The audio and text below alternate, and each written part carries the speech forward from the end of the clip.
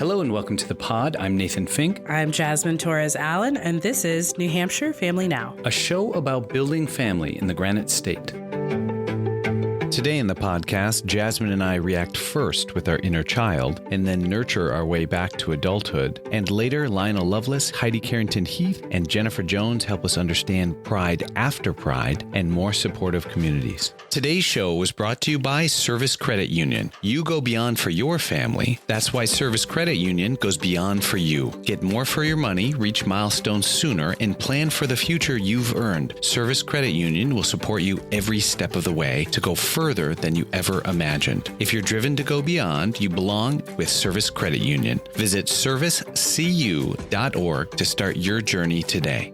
This podcast was also brought to you by Family Support New Hampshire. Family Support New Hampshire is NH's coalition of family resource centers and family strengthening programs that exist to ensure Granite State families have access to resources so both caregivers and children can succeed, because supported families are strong families. To find a family resource center near you, visit www.fsnh.org. Hello and welcome to the podcast. I'm Nathan Fink. I'm Jasmine. We have a fantastic show for you today, including an interview with Lionel Loveless, as well as insights from Seacoast Outright Executive Director Heidi Carrington Heath, and from PCA America's Chief Strategy Officer Jennifer Jones. But first, Jasmine, how's the family? What are you guys working on? We're good. We're just trying to get through the summer. You know what? I remember you saying that last summer. Yes, yeah. I was like, we're just trying to get through the summer right now. They eat so much more during the summer, I feel like. They eat through all the snacks and, are bouncing off the walls, I feel like, with extra energy. And I'll tell you, the scheduling, this is the thing that's killing me.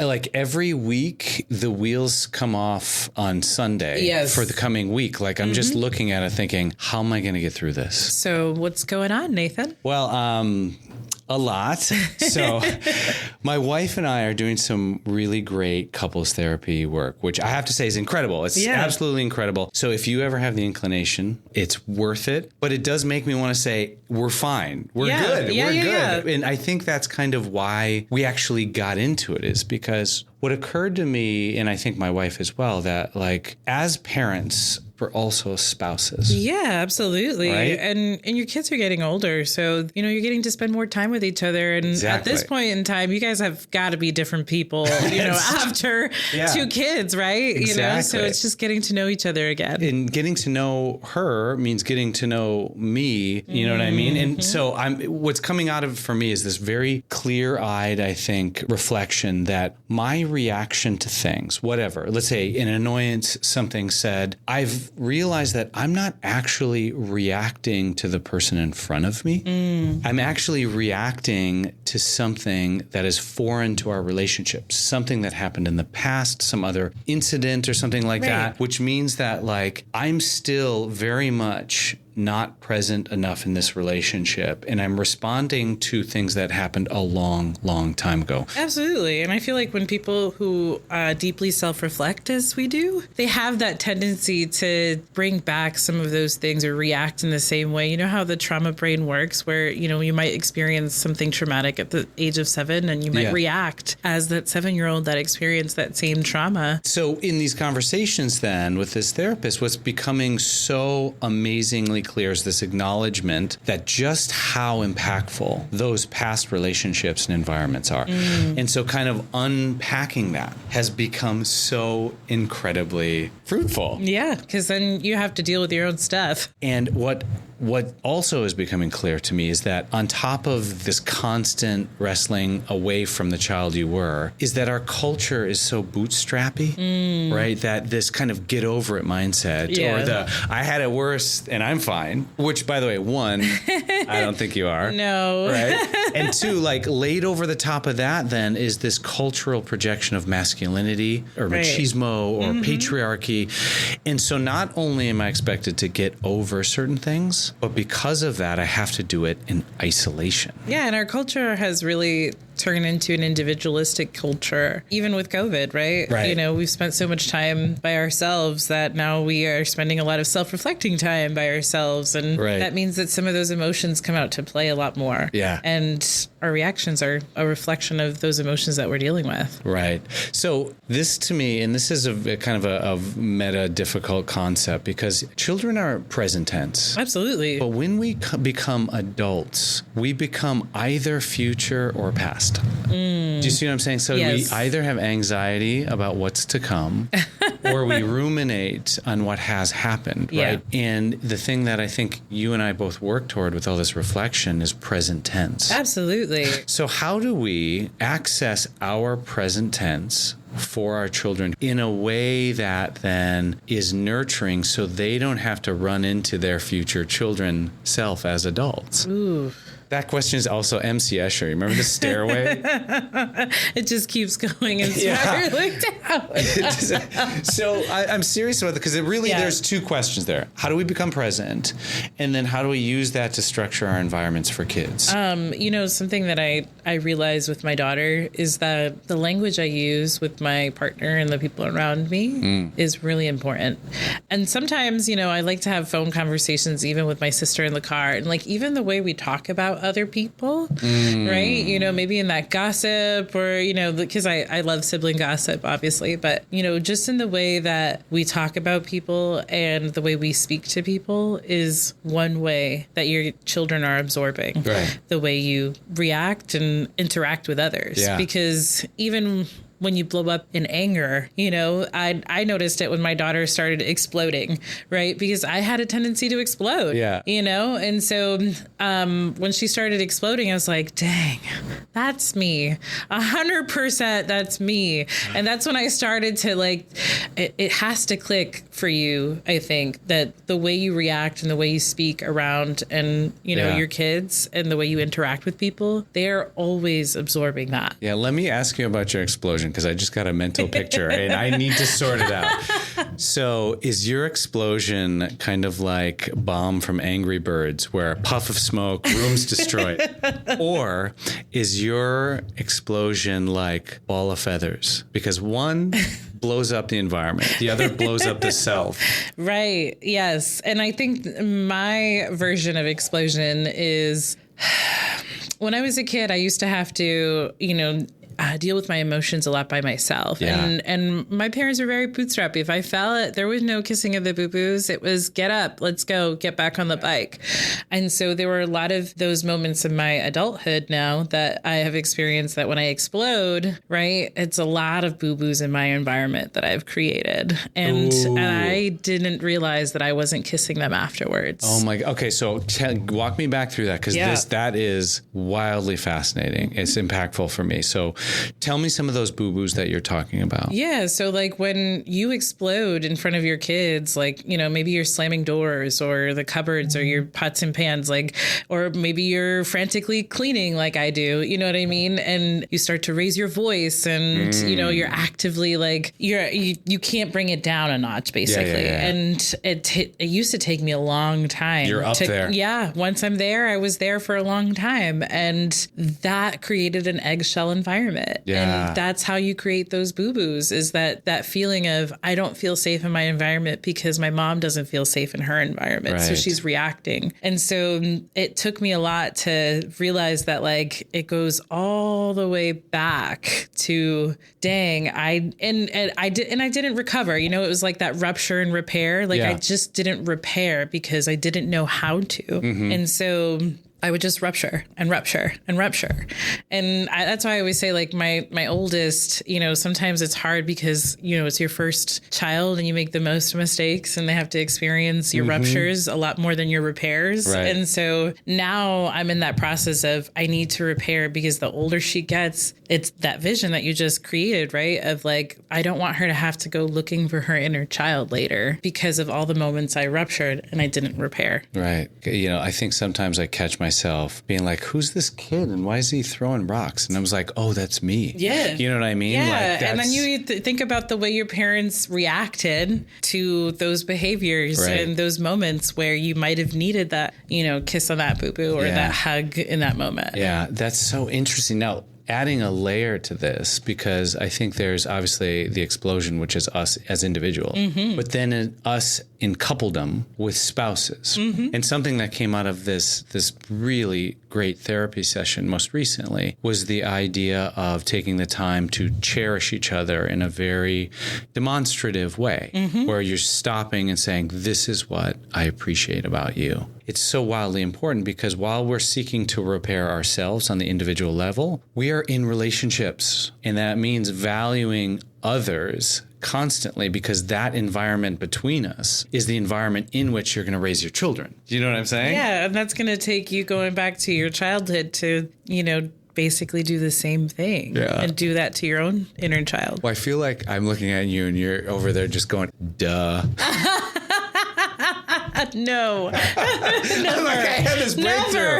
I had this breakthrough and you're like, well, since I turned 30. No way. No.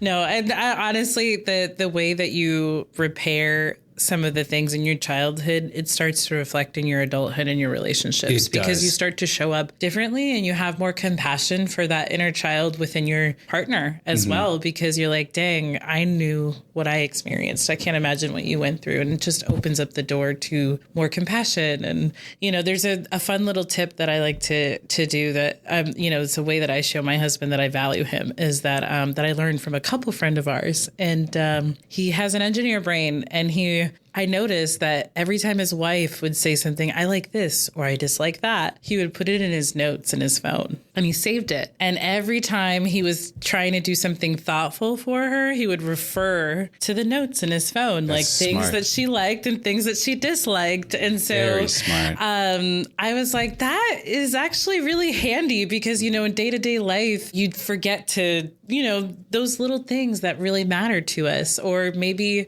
you're becoming a new person. There's new likes and dislikes, and you want to get to know that person. So you start to see how they change over time with the notes. Yeah. And so it's kind of like a journaling of your own coupledom, right? And so I try to practice that, and it helps with being more thoughtful and, showing that value in each other. And, I'll tell you one thing that I want to start is taking that idea of what I cherish about you from the couple and actually start doing it with our kids. Because creating a value structure in them to value others, these are their first communities, right? The family unit. This is the first community. And we know that if your community is supportive, people do well. Absolutely. Yeah. And when we come back, we welcome Lionel Loveless. Don't go anywhere.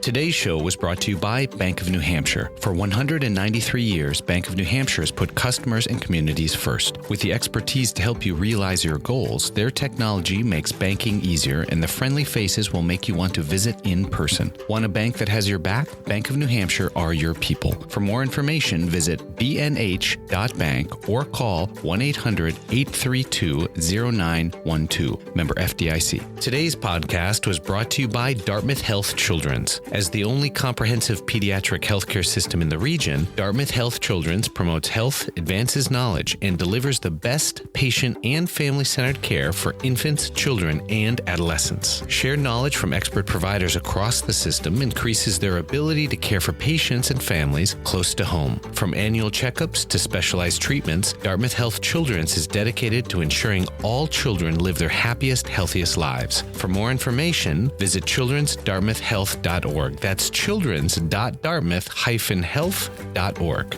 Today's show was also brought to you by NFI North. For more than 40 years, NFI North has served as an indispensable nonprofit resource for delivering mental and behavioral health care services to children, adults, seniors, and families across Maine and New Hampshire. To learn more, visit nfinorth.com. Hello and welcome back to the podcast. Today on the show, I'm thrilled to welcome entrepreneur, educator, curator Lionel Loveless, who seems to be everywhere these days, including most recently a speaker at the Music Hall Lounge for Creative Mornings, as well as co-host at the first ever BAPOC conference in May. Lionel, welcome to the show. Thank you for having me. I have to say this because I did send you a message about it. You are going to be the best dressed guest to ever grace these microphones. Well, I appreciate that. I think I've done a podcast last week sometime they host at the same thing. So I have a nice track record. That might be a shirt or a bow tie. Exactly. Oh, it could be a little bit of both. That's right. Well, you and I are both non-natives as far as New Hampshire is concerned. And if I'm not mistaken, you hail from the Sooner State. Most definitely, yep. So I want to know what prompted your move from Oklahoma to New Hampshire. So New Hampshire, many people have heard me say this. New Hampshire was not in my life plan. I knew nothing about New Hampshire, that it was east and it was cold.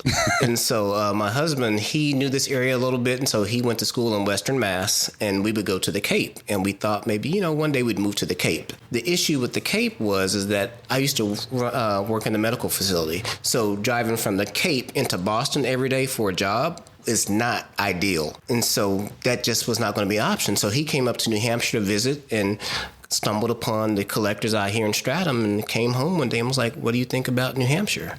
And I was like, I don't. It's cold. It's east. What? So we flew out and I fell in love with the tall trees, the old structures, small town living. So it's different. Beautiful place. So when you first then moved to New Hampshire, what did you find? No black people. So that was the one thing we talked about. It's like, wait, is there diversity? And so we went on to the website and all that and looked at the census and it was like 0.2 something black folks. And I was like, okay, there's no black people there. That's going to be interesting. But the first 2 years was a lesson to kind of try to figure out this area, figure out this landscape, talk to people and see how they feel about things. I found that New Englanders, they keep everything close to themselves. They're like, oh, we love that you're here, but you probably will never be one of us, a New Englander. And I'm like, yeah, you're probably right. But it was all good. And then 2 years after being here and learning the landscape, I started to build community. I started to meet people that look like me. I started to feel a little bit more comfortable. Yeah. But during those first 2 years, the bow tie was kind of my protection. It was my armor. And so instead of people coming in and saying, the black guy, I was like, oh, the guy in the bow tie. So let me ask you this, because the idea of something, the object itself, actually gives you a way to restructure an entire conversation so you can control the identifier? Well, the thing is, this bow tie, any bow tie I wear, the object bow tie, has allowed me to have many conversations with people I would not have a conversation with. I mean, and not all the conversations are good conversations, but we had a conversation. Yeah. And I hope that those conversations I had kind of put positive energy out into the air, or at least taught them something that they didn't know. So in your striving then to really kind of put your identifiers on, right? This is me. So when you first arrived then and you're looking around saying, basically, where's my community? How did that feel to you on the everyday? Oh, it was heavy. It was really heavy because there was a lot of political stuff going on at the time when we moved here.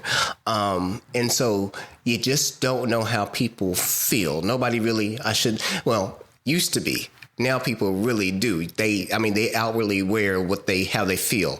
And so that was a time where I really didn't know how people felt about me. And it's one of those things where I was really struggling, trying to figure out how to be open with these people and how much do I allow them in? Because are they going to use it against me? Do they really not like me? It's a heavy burden to be in a space where you're the only one.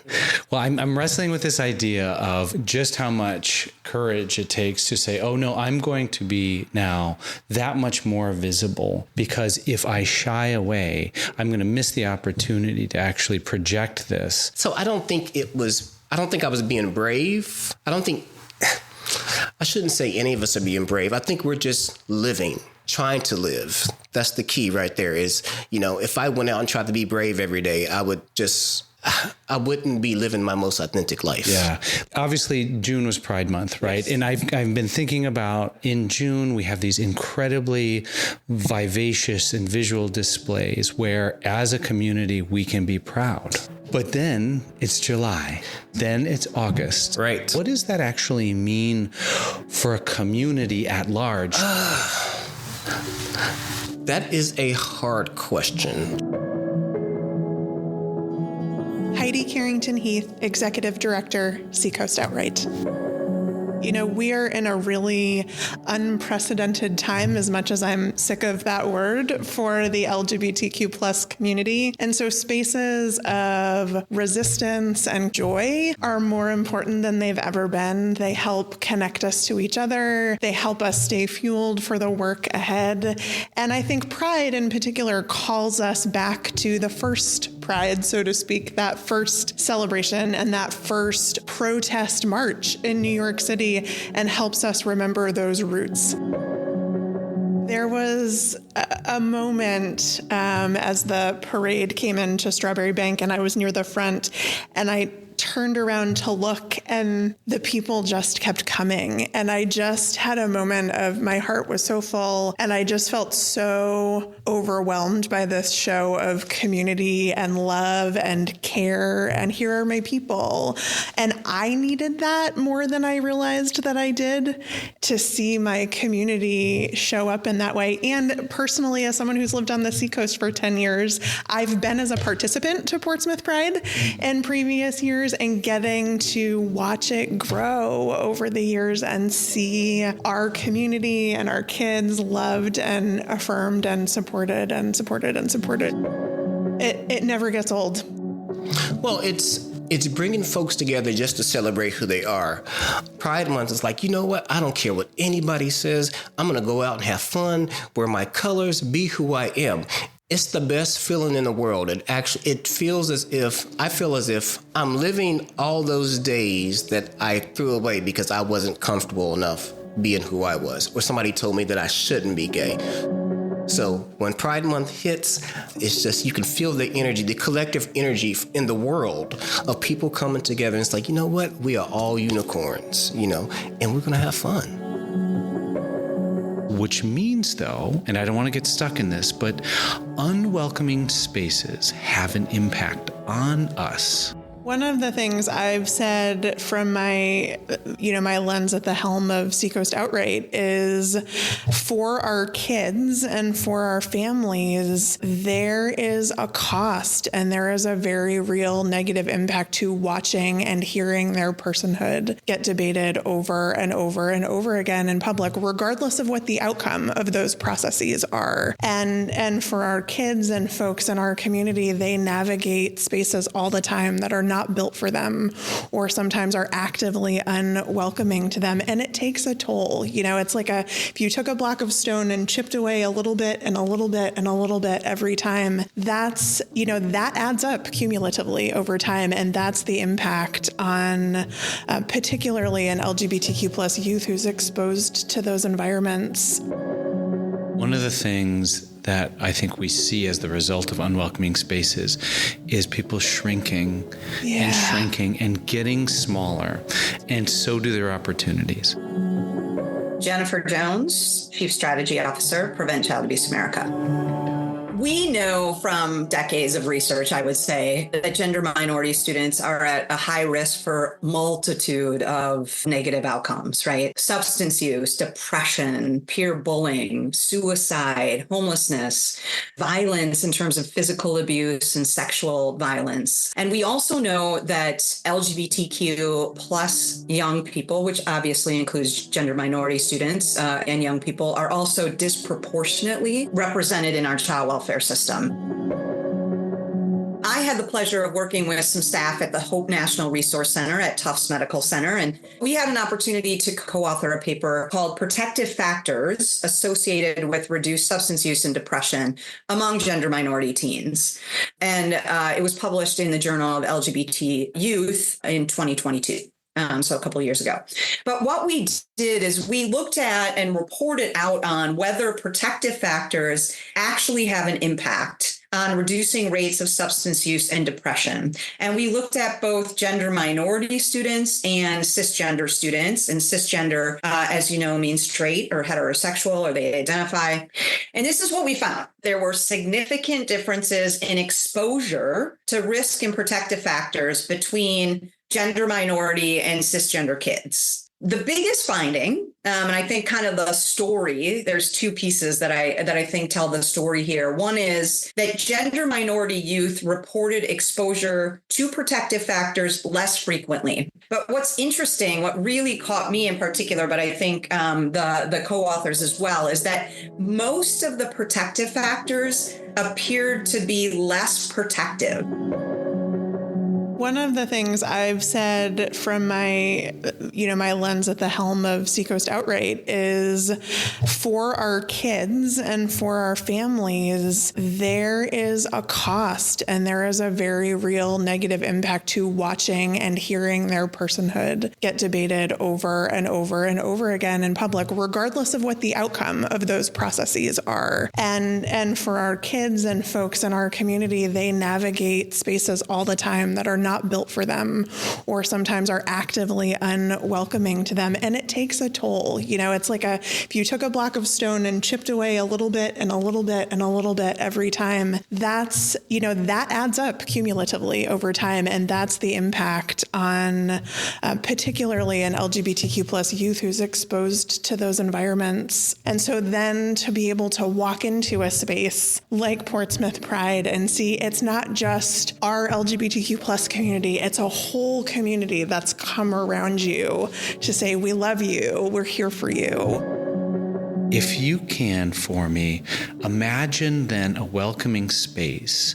What does a welcoming space actually look like? One of the things that feels really true for me, especially for youth and young people, is there's a big difference between a space where you walk in and someone verbally says to you, yeah, you're welcome here, versus a space you walk into and say, oh, you built this with me in mind. People just, two men, two women holding hands in the store and not thinking anything of it, for kids to just be like, oh yeah, that's my mommy and not worry about what the classmates are going to say. People just need to understand we just want to live. I think Pride is a really great example of what it looks like and what it feels like. When you're with community, there's acceptance, there's love. You can thrive and flourish. You feel safe. You feel at peace. How do we move Pride beyond Pride? Great question. Yeah, so Pride is not just the month of June. Pride is a year-round endeavor. So that starts with things like make it part of the whole of who we are. I also want to say, too, it's like when your family accepts you for who you are, when you feel a part of your broader community, not just the gay community, but when you're part of a broader community, when you have access to mental health resources that are supportive, these are really critical to ensuring this idea of a nurturing and safe environment. But moving past Pride Month and just every day being prideful. In that world, do you take off your bow tie? In this current world, the bow tie protects me from different things. If that world was to change and we're all open and free, the bow tie would come off, but I'd be strategic about when I wore the armor. Yeah. Does that make sense? It does. You have more of a choice in that. Yeah, exactly. Choice. It's more of a choice.